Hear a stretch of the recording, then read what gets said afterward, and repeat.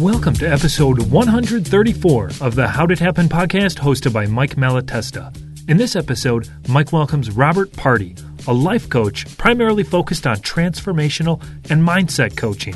Hi, everybody. Welcome back to the show. As you heard in the introduction, I've got Rob Pardi with me today. Rob, thank you so much for being on the show.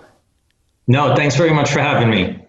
Yeah, this is a big deal because Rob is my first international guest. He's joining us today from Italy. Where in Italy are you? I am in an extremely small town called Pacentro, which is in Abruzzo. It actually tends to be somewhat famous for being such a tiny little town.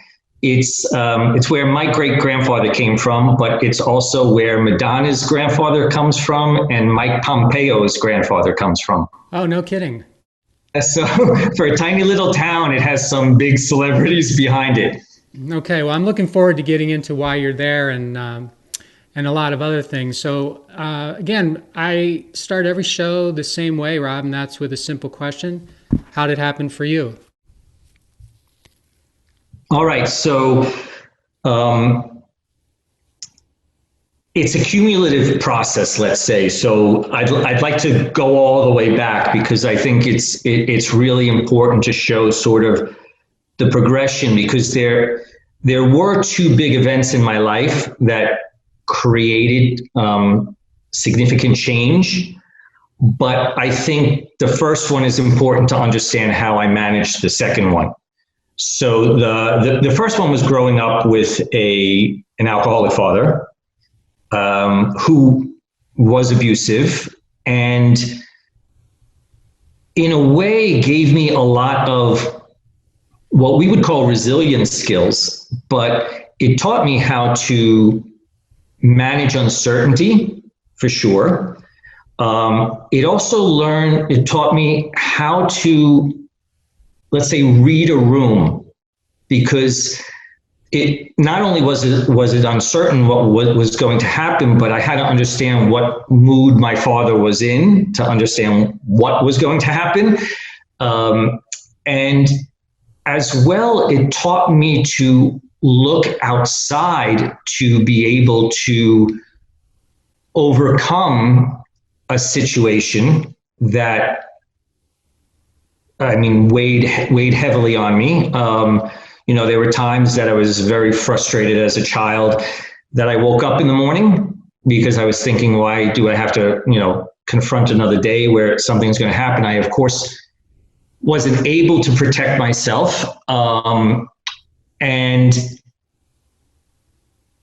with that, it taught me to reach out not only to people that could help me, but people I wanted to be like. And I want to say it's Seneca. I don't know. I love to read philosophy, and I never remember who said what quote, but there is a quote, and I think it's by Seneca, that says that, you should emulate great people. Or you should try to become the ideal sage. Now, as a child, I didn't know that, but I knew that I didn't want to be like the person, my father. I wouldn't at all. And my best friend, I've known him for 50 years now, who lived across the street, I spent most of my childhood with them.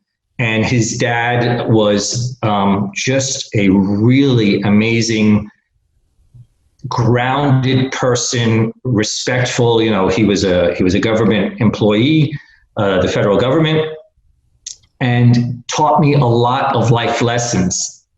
There was also my grandmother, which was my dad's mom. Funny enough, she was probably the most influential person in my life. And she told me,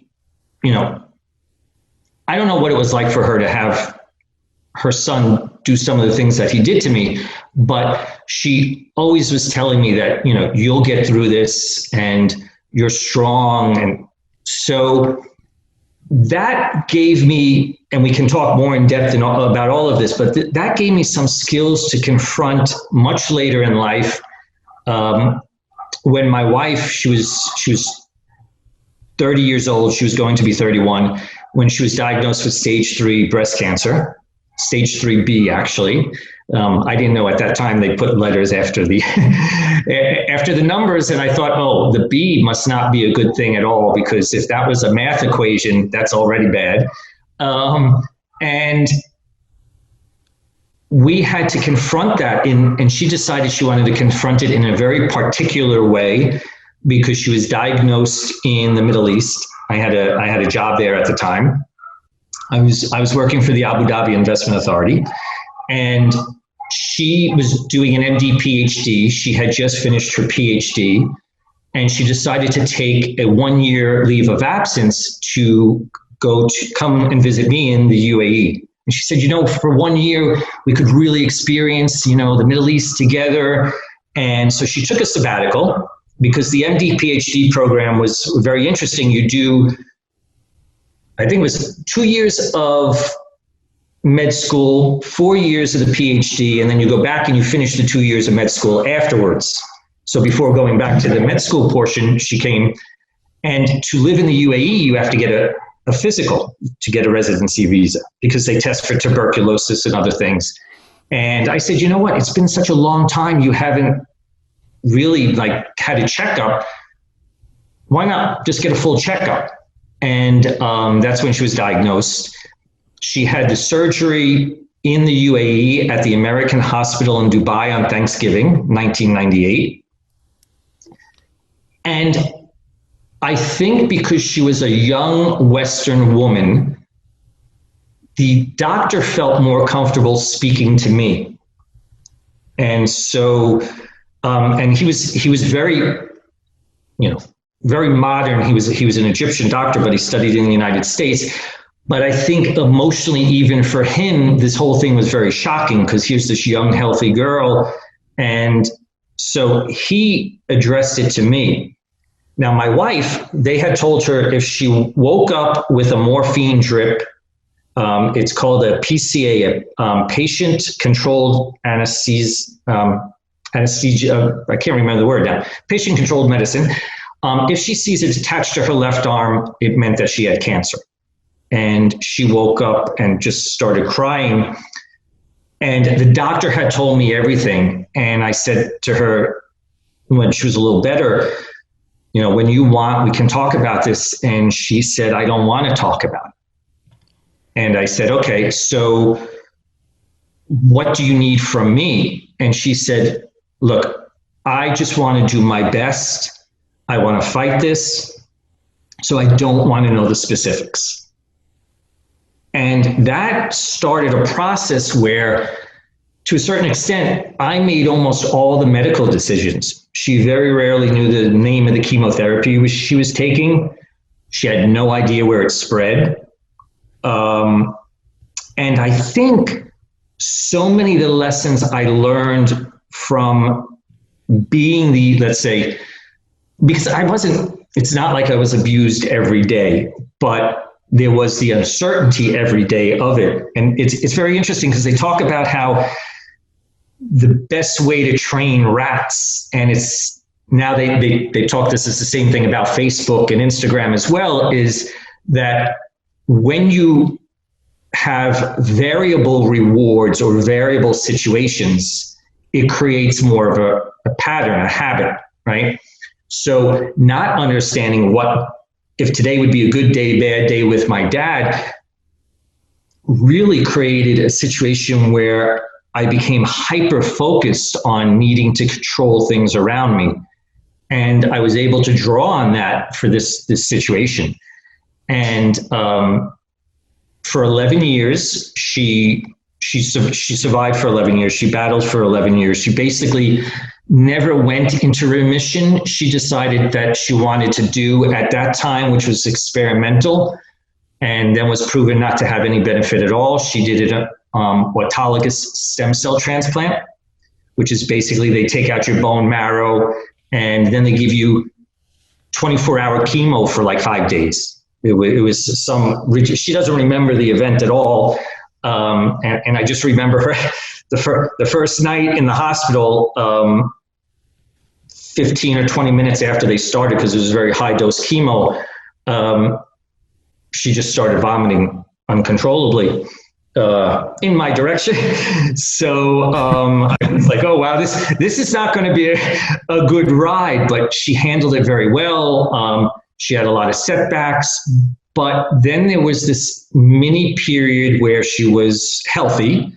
She was actually on the Oprah Winfrey Show in 2002. We both were. Oprah joked about me because she said, I had an ugly cry, or she calls it the ugly cry, because I was so amazed by what my wife accomplished. I think this whole thing about her doing her best, just to back up a little bit about that, and it's something that I think was one of the core values we both had, because we met so young. She was 17, I was 19. And I also believed that each day is independent of the rest. One day your best is going to be, 100%. The next day it might be 50, but it's the intention of doing your best, right? And a lot of that came from the situation that I was growing up in. And so with me managing all of this and not sharing with her, just like she never knew what her MCAT scores were. She didn't know what her GPA was in college, because she said, I don't want to make a judgment. I just want to know that I'm doing my best. That's your job. And I was just a boyfriend at the time. So, but she trusted me to do that. And it really was a wonderful, wonderful thing. And actually, it's going to be all in a book someday, which I'm excited about. It gave me the skill set to take information that was really difficult to absorb. I remember when they told me that it had spread to her liver and that the chemo stopped working, and they said we could try something experimental. We can cut out that part of her liver. So I had to, of course, address her. And I said, look, there's a situation, there's something more aggressive, or staying on the same path, but maybe changing the chemo. And she said, let's do the more aggressive. And I said, it's going to include a surgery. And she said, okay. That's all she wanted to know. I was like, okay. So that also, the experience of that, in a way, she was confronting her own mortality, but I was living as a surrogate, and I had to confront my own mortality as well, or understand what it was to be somebody that was confronting this. That really helped me re-examine my life after she passed away. And so you asked at the beginning, and we can go back and talk about a lot of these things, because I'm going through a long journey, is the fact that I was in Dubai. After she passed away, I went back to Dubai, where I had been working for a private equity company. I was working in Abu Dhabi for the Abu Dhabi Investment Authority. And in 2001, also to help me be more in the United States, because my wife had asked me not to change our lifestyle. She went back to medical school after the chemo. I was with her for every chemo, and then she would fly back with me to Abu Dhabi to recuperate, because during that period she, of course, wasn't studying, because it was during that sabbatical that she was supposed to have. Right. And which wound up being a blessing, if you really think about it. One, because of the job I had, which gave me an enormous amount of vacation time. The fact that she got to recuperate on a beach, which was, the best place for her in general, was being, seaside. And afterwards, she went back to school, and she said, no, let's keep this lifestyle. We travel all over. I was the one that was a little uncomfortable, saying, well, yeah, but what happens if? Because I was thinking, we just don't know. it is that you learn to cross that bridge when you get to it, right? And Rob, so just the treatment was happening in New York then? Is that? Treatment happened in New York, yeah. Okay, all right. Funny enough, the treatment happened at the same hospital where she wound up doing her residency. Oh, no way. Yeah, she went to Mount Sinai Hospital. She did her MD, PhD at Mount Sinai Hospital. She did her residency at New York Hospital, which is where she was treated. Okay. And she then, later on, she became one of the heads of the palliative care unit at New York Hospital. So jumping back and forth between Dubai and so forth, I had co-founded a private equity company, and we co-founded it in May of 2001, and September 2001 happened, of course, changing the course of Arab money being invested in the United States. So we had to also, that's a side story, but had to reconfigure the business. Again, uncertainty, which was, let's say, my forte because of everything that had happened in my life. But anyway, so over time, I was spending more and more time in the US because her condition was getting worse, though she never really missed work up until the 2 weeks that she wound up being in the hospital when she passed away. She pretty much always went to work. It was her purpose. I mean, it was her passion. So that example of passion and purpose, as well as understanding the complex or facing death, not only because I lost someone, but actually having to understand the journey of someone that has a serious disease, gave me the drive to look at my life in Dubai, which once I paid off all the debt. Now I had a lot of debt, not necessarily because of medical bills, but that was also included, because if you think about it, 11 years of chemotherapy, she reused some chemos more than once. And then, you have insurance companies saying, well, she's already used this chemo 3 times. It doesn't work anymore. We can't cover it. And you have the oncologist saying, but if you mix it with this, maybe we can get an extra 3 or 6 months. And so I'm not going to say no, right? I was lucky to have a job that gave me money. But really most of the money, the debt was from situations where she would say, I'm feeling a little depressed. What if I don't make it? And I'd be like, do you want to go to Puerto Rico tomorrow? Sure. Yeah. Keep her spirits up. Keep her spirits up in any way that I could. So after I paid off the debt, I just looked at my life, and I had pursued a career in finance from anger. Anger is a motivating fuel, but it's exhausting, and it exhausts itself over time. So I wanted to get away from my dad, right? I wanted to have as much money as possible, so I had freedom. To me, as a child, that's what made the most sense. And I remember I went to Stony Brook University undergraduate. I was pre-med because I had wanted to be a doctor, and I just thought to myself, this is going to take too long to make money. And that was the 1984, 85, the boom years of the 80s. The movie Wall Street came out. I was like, yeah, I want that. That's what I want to, sure, yeah. And so I switched to economics, and it was useful, and I was really, really good at my career, but it wasn't satisfying.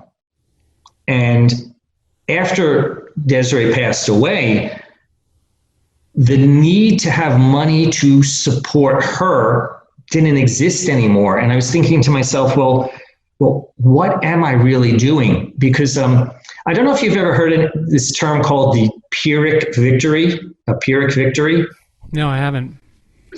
It's based on it's very funny that I live in Italy, and I've always been fascinated by all things that have to do with ancient Rome, but it has to do with a Roman battle, and there was some emperor named Pyrrhic. I don't remember what his real name was. But a Pyrrhic battle is when you win even harming yourself. You'll go forward to win no matter what, even if you're damaged. And so the chasing finance based on anger to make sure I had freedom, in a way, was harming myself because I wasn't doing what I felt I needed to do or wanted to do. And I had little dreams along the way, which didn't make sense to change a career once my wife was diagnosed. But I thought, what if I would like to teach, or I would like coaching really didn't exist at that time. So I was thinking about psychology. I loved my psychology and my philosophy class in undergraduate, which, you had to have those liberal arts type classes. And I said, I was in Dubai, and I just said one day, you know what, I'm going to go back to Rome. I'm going to take a flight. I'm going to go to Rome. It's where my wife spent her last birthday, her 40th birthday. She and I spent it in Rome. And in India, which is a complete other, we could talk for hours about that, but we spent a lot of time in India as well. We learned the value of service throughout her journey. And she would work in a hospital in India as a volunteer, and I worked in a food hall, which I found amazing that there would be these people, they were online for 2 hours to come in and eat. They sat on a dirt floor with a banana leaf, and I would give them some rice and some dal.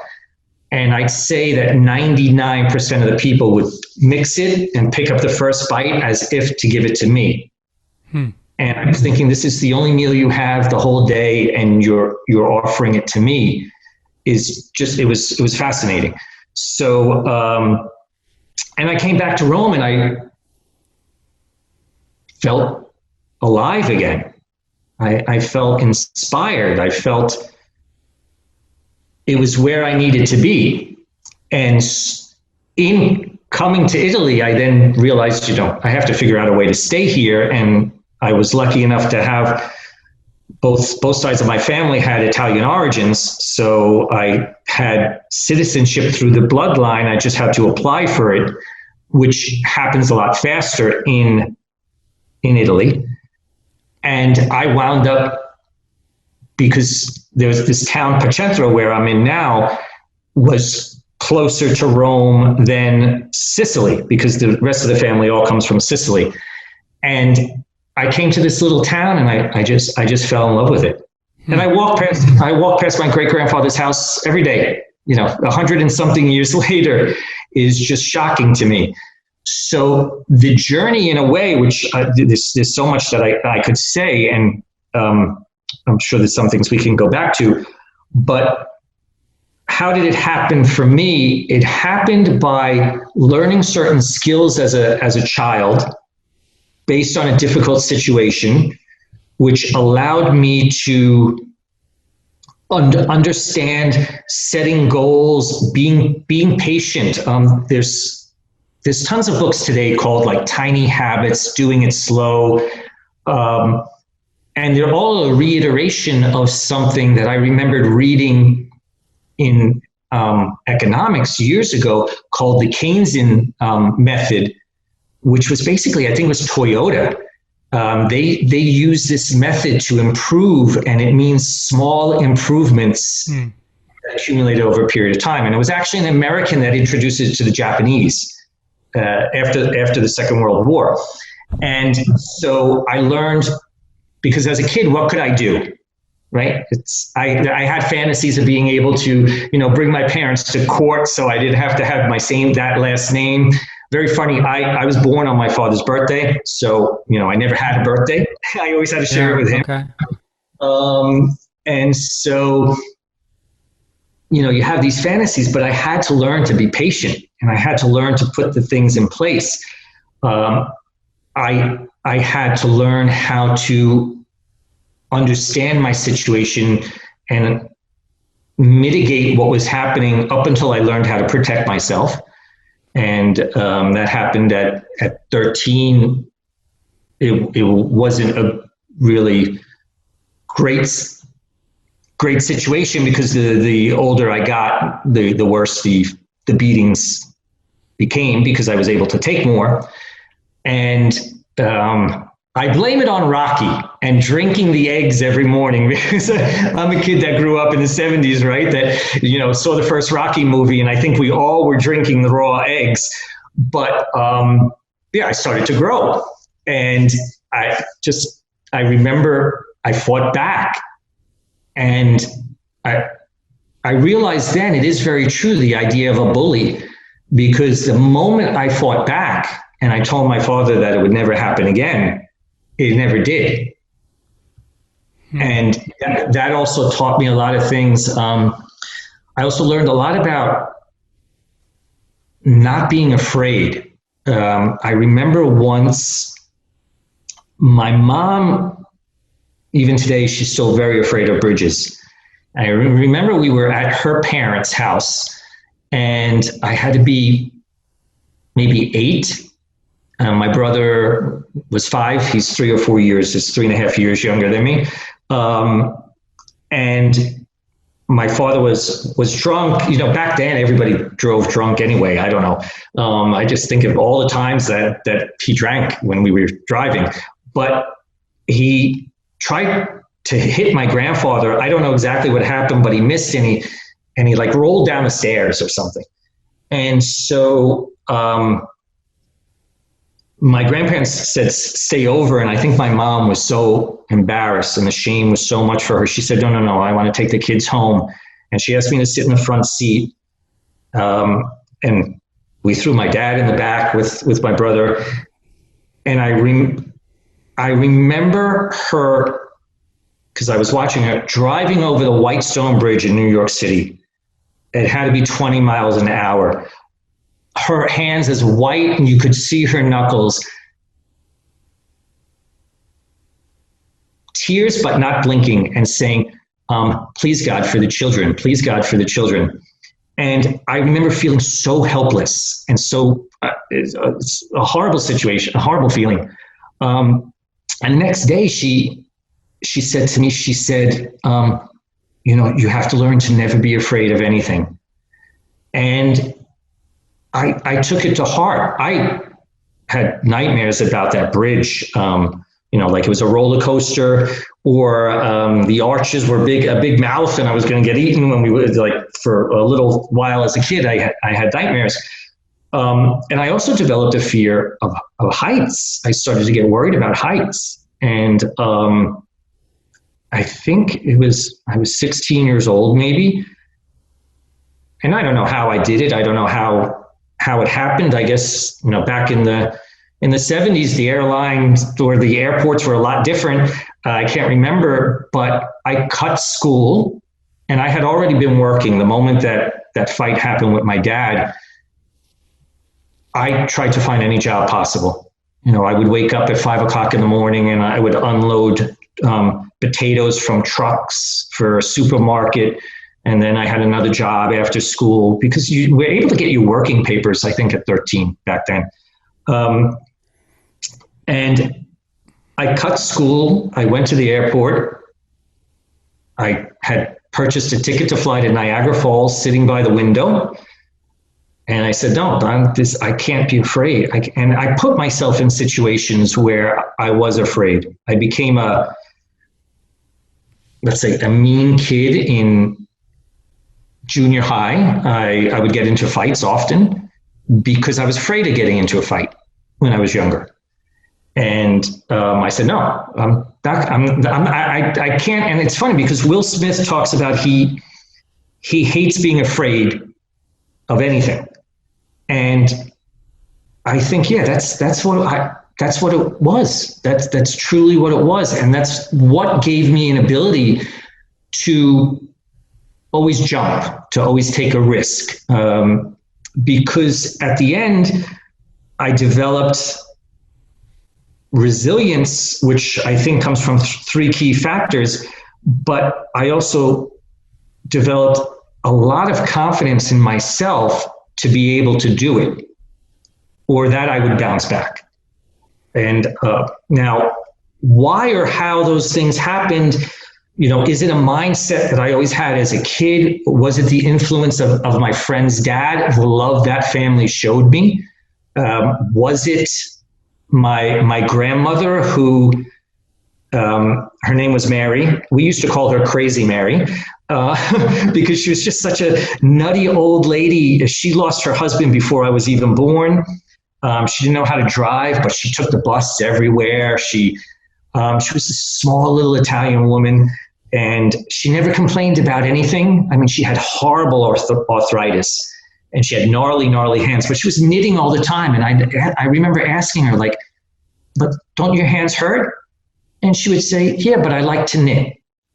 So were those the examples? I remember she smoked, I think from the age she was 9. She died when she was 86.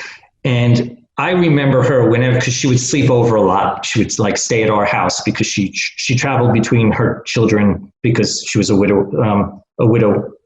No, I'm a widower. She was a widow. I think in Italian, so sometimes I forget the word. And she used to drink a small glass of blackberry brandy every night. And so I'd be like, oh, Graham, have another glass. And she says, no, just one. And she said, because one is enough. And she told me something so important when I was a kid. She goes, because when you don't know how to say no, you become a slave. And look at your father. And she said, he is a slave to alcohol. She goes, I don't want to be like that, and I don't want you to be like that. And so that was also moderation. Now, I will say that when my wife, the cancer came back, which was a really interesting event, because for me, it hit me in the stomach. I just did not believe it would come back. And Diocletes, there's a name of a sword, Diocletes sword maybe, but she was waiting for it to come back. And she said, I'm so happy. Now I don't have to worry about it anymore. And I was just like, I was devastated. And I fell into, and I'm embarrassed to say it, but I think it's also very important. I fell into not being able to deal with it coming back, because I knew then that the likelihood she would survive was very low, because they had originally told me 3 years. She would only live for 3 years, and it came back after all the treatments and everything within 18 months. So I thought we only had maybe another 18 months left. And I started drinking, but started drinking in secret. I would go to the pizza place to get a pizza, and I'd ask them to put red wine in a coffee cup and drink it on the way back. And I remember once being drunk in front of her. And we had just got a cute little dog. He was a Yorkshire Terrier, but he wound up having some sort of disc problem, and his legs would go out every so often, and he couldn't walk. And we didn't know if we should put him to sleep. And I just remember saying, but I don't know how to handle this. I really don't know how to handle this. And she said, it's okay. We'll handle it together. And I saw her face, and I thought, holy crap, she's supporting me. I can't do this. I can't do this. And that was the last time I had been drinking from 4 p.m. to 11 p.m. type thing. And that was it. We had both been on antidepressives at that moment as well. And I said to her, I apologized for my behavior and everything like that. And I said, you know what? I don't want to take the antidepressives, because I need to feel life to be able to deal with life. I can't be numb because then I just lose control. And she said, I feel the same way. And it was like doing everything together. I don't know, but we both decided, and she was the doctor already, sort of. So we knew to decrease the antidepressive by half and then half again. And we weaned off it. And it was the best thing we did, because even though the painful moments were excruciating, the highs were so high. And that's what I think life should be, right? If you stay numb, which we have become a culture that numbs in so many different ways. Look how we're obese, we're medicated, we're on social media more than any other country in the world. I forget how many hours a day people spend just checking Facebook, for example. I read that statistic and I was shocked, but I think, way too many. And it was then that once I stopped being numb and I felt life, I was able to react to life in the best way possible. And let me stop you here for a second, Rob, because I've been like dialing up so many questions, and I want to make sure I get to some of them, because you laid down like one incredible path of your, the journey of your life to where you are now.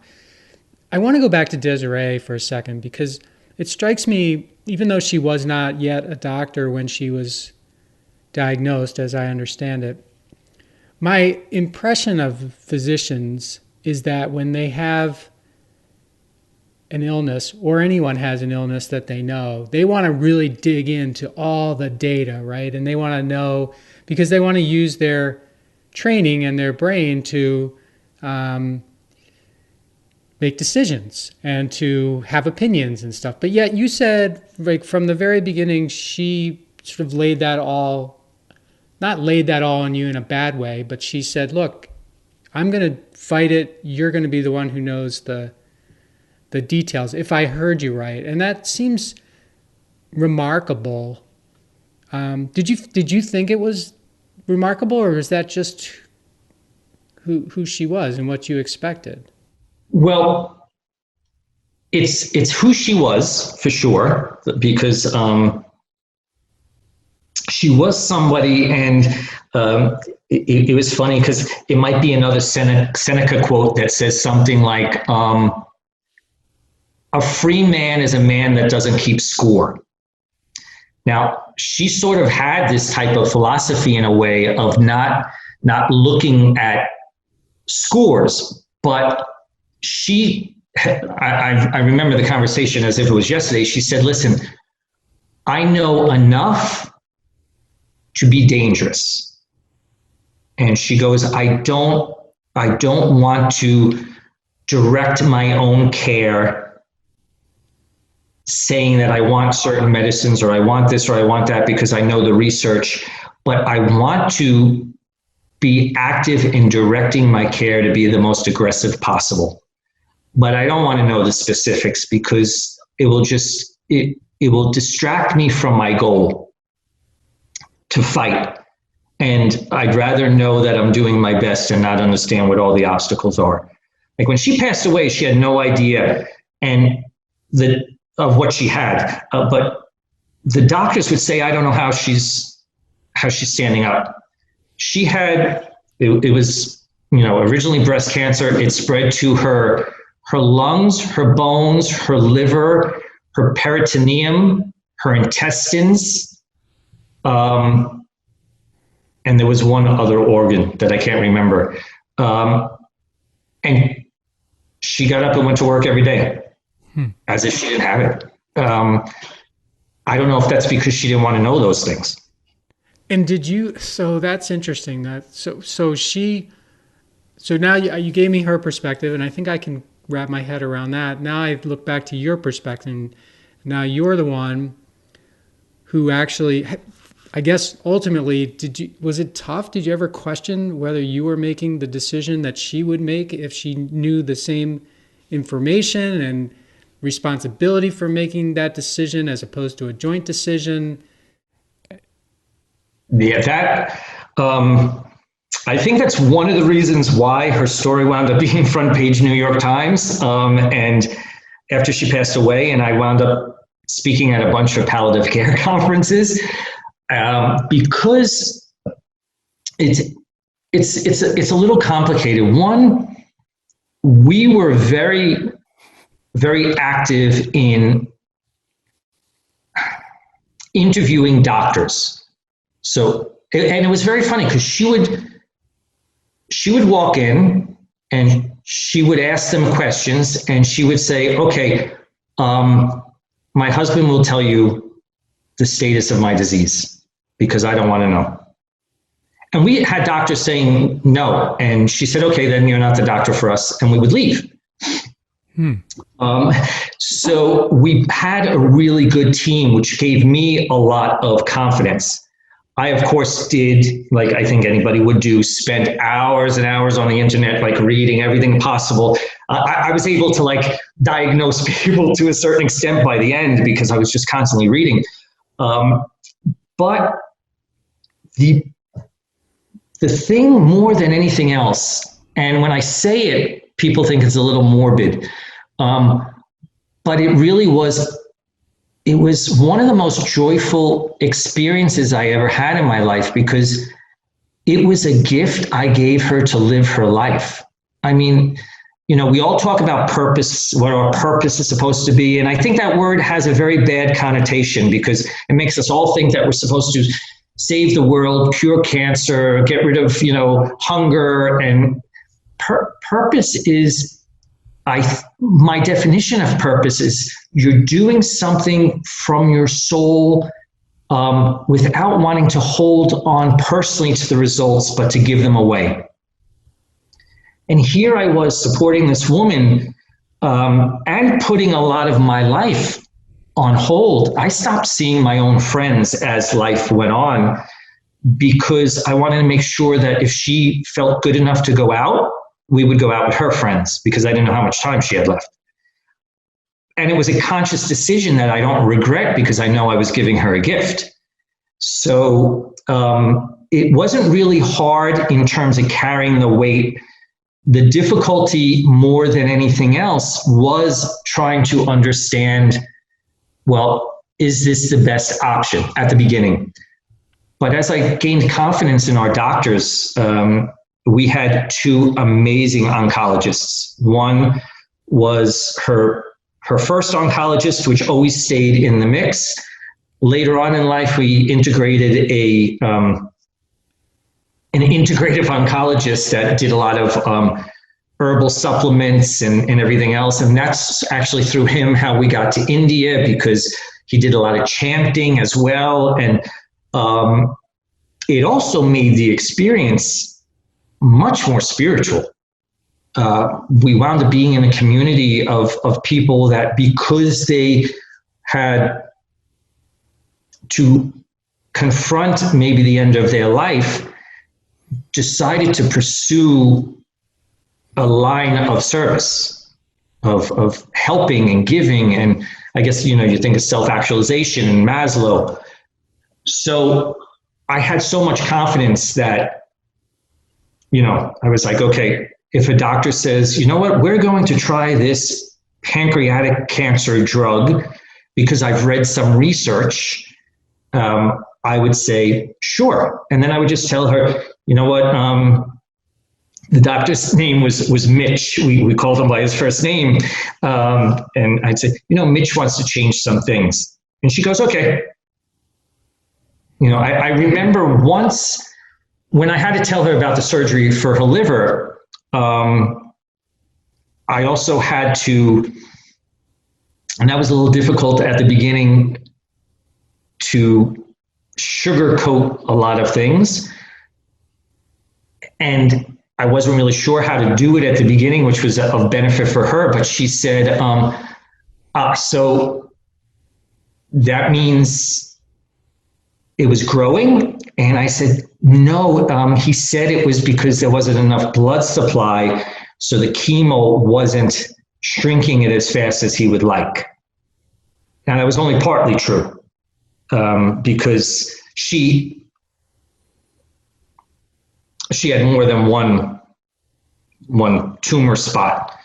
Oh. But they had removed a third of her liver, and it was those instances where it became sort of it wasn't even a joint decision. It was, what's the most aggressive? And then she'd be like, okay. She actually was interviewed for Fitness Magazine in 2005. And she had asked me at that point, she said, the only way I think this article can be of any help for anyone is if I know what I had. And so in 2005, I told her, you had 11 of 11 lymph nodes positive, the size of the tumor, the whole bit. And she had already known about the liver. So we left it at that. I didn't need to tell her that, they had seen some spots in her bones. Okay. Because, yeah. So I could probably spend a whole podcast talking about how you were brought up in this. By the way, you said blame it on Rocky. You probably should be thankful for Rocky teaching you how to yeah. But I guess I just want to cut to the chase on that. Do you have a relationship with your dad now? No. Well, he passed away in 1999 okay. of lung cancer. I never really had a relationship with him. I didn't even want him at my wedding. My wife was always very instrumental at trying to get us together. When we had that, when I stood up to my dad, basically the way it always went is the next day my mom would say, because even before standing up to him, somehow I always had to apologize. Like I was the one that caused it. So she would ask me. So I remember he was in the basement and I said, Mom wants us to talk. And he said, yeah, I know everything got out of control yesterday. And I said, look, I told you yesterday, it won't happen again. And I said, I need you to know I don't love you and I don't like you and I don't want to be like you. And I'll do everything I can not to be like you. And so we never had that. There was a point in time where, and I was a little bit of a, I don't want to use a curse word, but I guess I became somewhat not evil, but I was a jerk. I was a jerk with him, and he had also gambling problems and stuff. And so one time my mom called me and she said, look, we can't pay the mortgage. Do you have money to lend us? And I was already working for an investment bank. And I said, well, how much is the mortgage? How much do you have left? And I forget what it was. Let's say it was $15,000 or something like that. And I said, let me just pay off the mortgage. And she's like, oh, that's a lot of money. I'm like, no, I actually have it. So I paid off the mortgage and got joy at that time in telling my dad, well, now you live in my house. Okay. Yeah, the relationship wasn't good. After I learned to forgive him and I learned to understand how unhappy he was. But that's what I was talking about earlier, that it was the anger. I couldn't let go of the anger because the anger was what was fueling me up until I realized that there are much greater things than anger. And, there was the love for my wife. There was the wanting to know myself, express myself, do good, all the things that led me to where I am now and who I am now. And I gave thanks to him in this journey because I'm really happy that I learned those lessons because I'm happy with what I'm able to do with my life. So who are you now, Rob? Okay. So, it was very interesting because after I didn't want to be the widower at all. And so when I was in Dubai, I sort of hid from everything that represented. And I just went back to sort of making money, and getting back into the swing of things. but there was this constant nudge of I wasn't living up to my highest potential. I was now somebody single, and it was time to, find new terrain to plant some seeds. And so who I am now is someone that,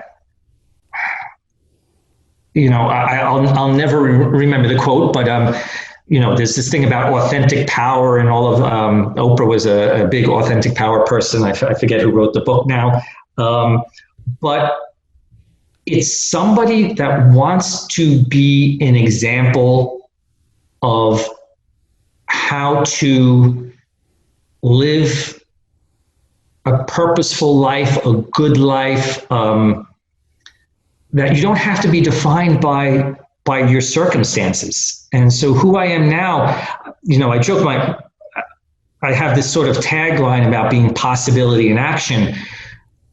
We all have so much possibility inside us if we just take action, right? So at least that's my belief.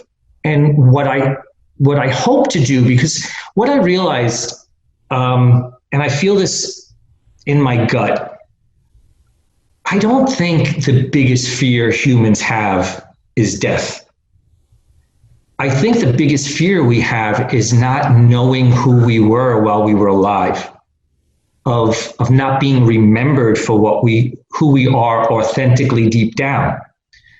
And I feel that is what it's all about in a way. So I try to live my life according to that, and be that for whether it's my clients or my family or people I don't know, that we really can be more than we are if we just let go of expectation. I said this recently to someone that, we have so many expectations about the way life should be, or we should be, or what we should do. But expectations are not only the bricks from which you build your prison, but over time they become the warden of the prison. They keep you there living. Life is supposed to be a certain way. I had to, after this whole event, honestly, I had to grieve the death of Robert, the husband, which I didn't realize. But there was this hidden expectation, anger, that no, I was supposed to have a long life with my wife, and we were supposed to, continue doing what we were doing, and all these other things. And I hadn't let that go. Even though you didn't want to be known as the widower, you still hadn't. So you were living this outside. I don't want to be known like that, but in the inside, you're like, this is defining me. Yeah, exactly. Huh. Exactly. So authentic power, I looked it up. Gary Zukav, is that? Zukav, okay. Zukav, yeah. I have to apologize that my pronunciation, as my spelling, has gone out the window living in Italy. I didn't speak Italian when I first moved here. In fact, I didn't know anyone. I just showed up with 2 suitcases and said, okay, what's next?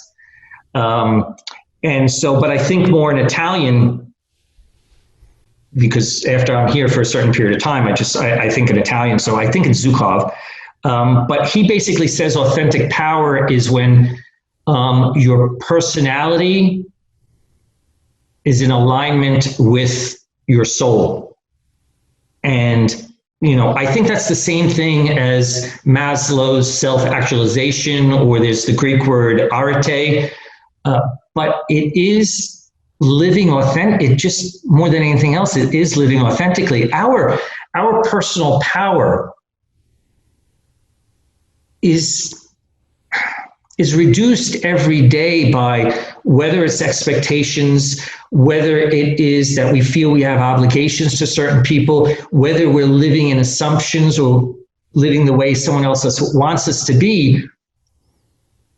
And that's why I think that the term authentic power is that when you are inside yourself saying that my goal is to understand myself and express myself, And that doesn't mean we all have to go change careers and we all become, spiritual healers or something like that.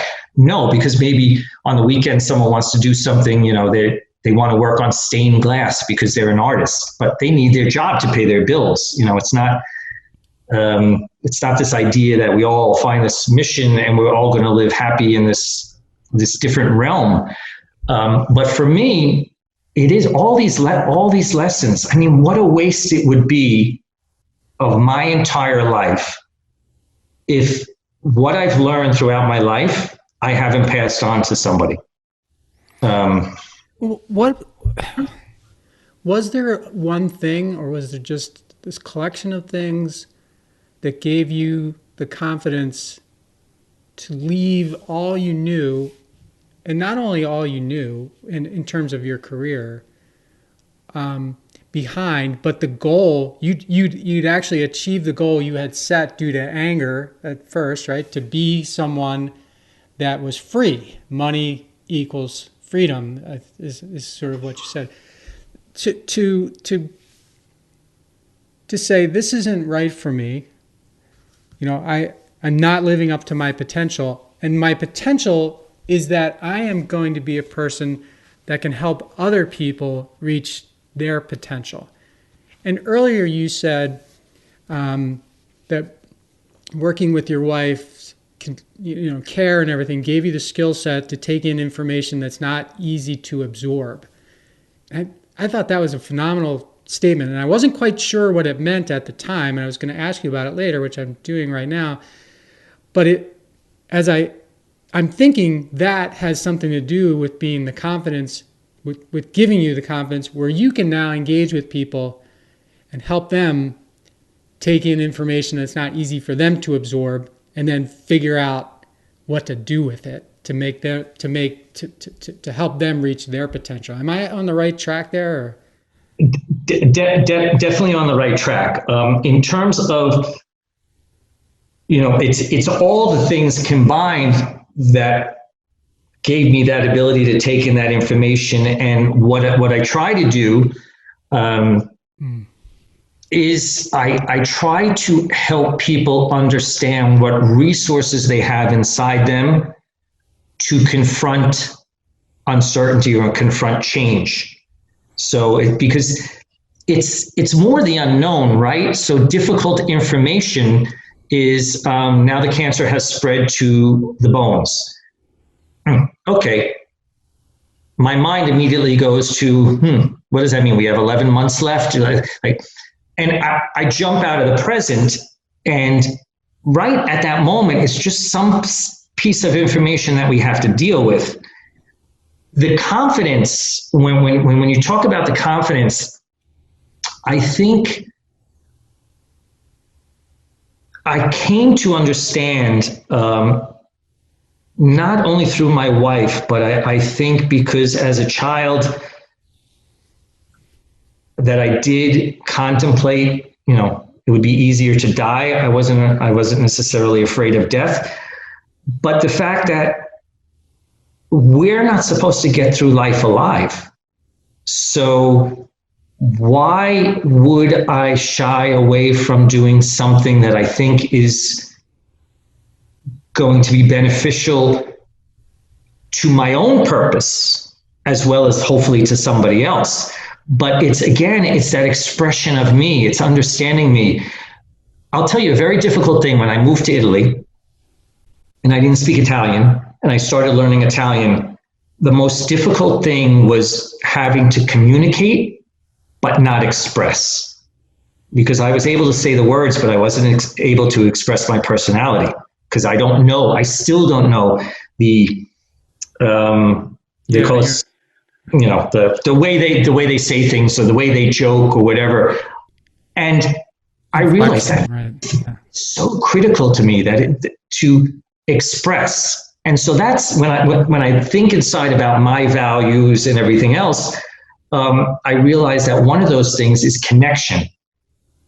That my purpose on earth, to a certain extent, has to do with connecting. And that was something I ignored because it wasn't like, you grow up in a household like I grew up and you really don't want to connect with people to a certain extent. And I was just looking at the good old buck to get me from point A to point B. But it was through what was going on with my wife. A side story is I was always at chemo with her. And I don't know why they allowed it, but most of the time I would sit in the chair with her and she would sort of lay on my side while she was getting the chemo. And I got to know people in the room. And there were times that, there might be a woman that was all alone. And she's like, I have nobody to come with me because it's during the day. And she was on a different schedule than my wife. And I would offer to come and sit with her for her chemo at one point in time, because that added more value than any dollar in my bank. Because for me, but also for this person, instead of that person going through it alone. So the confidence really came from more than anything else that why wouldn't I? Because we're all going to die anyway. Right. I hate to say it, but that's we're not meant to get through life alive. We're meant to get through life living it. I've never heard anyone say that before. We're not supposed to get out of life alive. It seems so obvious, right? Yes, of course, we're not. So thank you for sharing that. I wanted to jump back for a second because I should have asked about this, but when you got on the plane to go to Niagara Falls I don't forget how old you were. So what happened?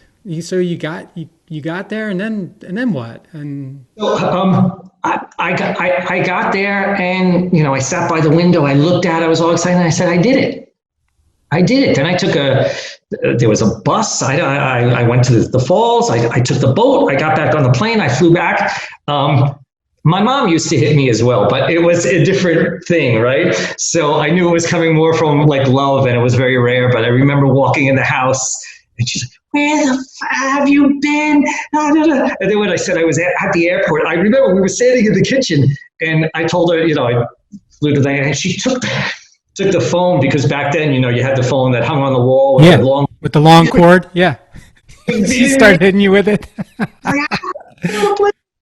And, but yeah, it was the I did it more than anything else. What I remember about it is the fact that I did it. And for me as well, I was in a different place. My grandmother, the one that brought, I said had the most influence on me, she used to tell me to live like a gypsy all the time. She's like, live like a gypsy, go anywhere you want to go, do anything you want to do. Which she did to a certain extent for this, a woman that didn't have a driver's license, didn't have a husband, didn't have a job. And, she would get on buses and go see different cities. That's why we called her Crazy Mary, because she was this grandma that didn't make any sense. So, sounds like she was free, though. She was free. She was totally free, for sure. She knew who she was. That's the impression I have in my mind, that she knew who she was. This and we could go for like a long time here. Maybe we'll do this again sometime. But I wanted to ask you just a last question, because I want to be. You've got on your website, you've got something that you call the compass of curiosity, and I love the ideal of curiosity. And when I saw the compass of curiosity, it got my attention, and I can read what it says on your website, but I wanted to get it straight from you, because I feel like so much about life and achieving your real potential is about constantly, endlessly being curious and not just being curious, but being confident enough to pursue your curiosity. So it's one thing to be curious and be like, oh yeah, it would be cool to, whatever, I'm curious about that. But then to actually act on it, like for example, put your whole life, what was your life aside, move to Italy and start a new you, that's not just being curious, that's acting on curiosity. So I just wanted to sort of get that from you. Sure. It's as much, it's about doing as much as it is about understanding. So when I say a compass of curiosity, it has to do with, I'm curious about why I think certain things sometimes, what made me feel a certain way in a situation, to being curious to say, wow, you know what? Now I'll use Italian examples. I have never seen how they make olive oil. I'm going to go and find out how they make olive oil because I just be curious to do it. Or whether it's, I had never driven a scooter or a motorcycle or anything like that. And I remember I was curious to do it. And the first time I got on it, because, you know, they say, okay, go up the hill, basically, you know, I fell and I was like, oh my God, this is insane. But I wanted the experience. I was curious what it would be like to drive on a scooter towards the Coliseum, which now you can't do anymore because they changed. I was lucky enough before they closed down certain roads and stuff for security and everything else. But so the curiosity comes from, I wonder what it would be like, or I wonder why I'm doing something. Now, there's financial issues. I would love to go to Iceland and, you know, be in some sort of hut somewhere in the middle of nowhere and understand what it's like. Maybe one day I can do it, but I can tell you, the idea of curiosity to me makes me feel like a kid. And maybe it's because I didn't have the kid's childhood. I was more of an adult as a kid because I had to deal with certain things. But I feel, for lack of a better word, giddy. And I think that's what we should, who was it? It was, I think it was Albert Einstein that talks about something with childhood enthusiasm, or he has a quote about, you know, staying an eternal child. I think that is so important for us because while we have to age, we don't have to get old. And curiosity will keep us young. There's a Japanese philosophy called Ikigai, which basically comes from Okinawa, but it's about sort of living your purpose. But these are people that are 110 years old. It's like one of the oldest living populations. It's called the blue zone, one of the blue zones in the world. Yeah.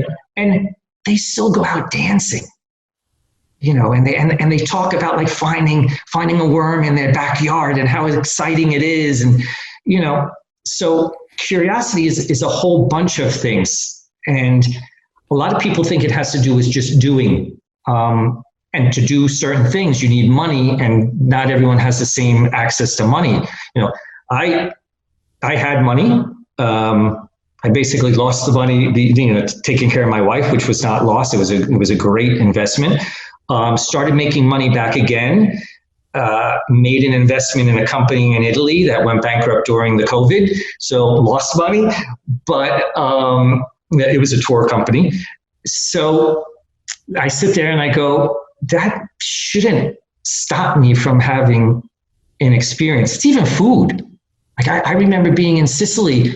It's not like I really was interested in eating it. It was spleen, but they eat spleen as a sandwich. And I was like, yeah, I'm curious. I'll do it. So can't say it was the best thing in the world, but what animal spleen? Spleen, I think it came out of it was a sheep's spleen. Okay. It's called milk. Curious.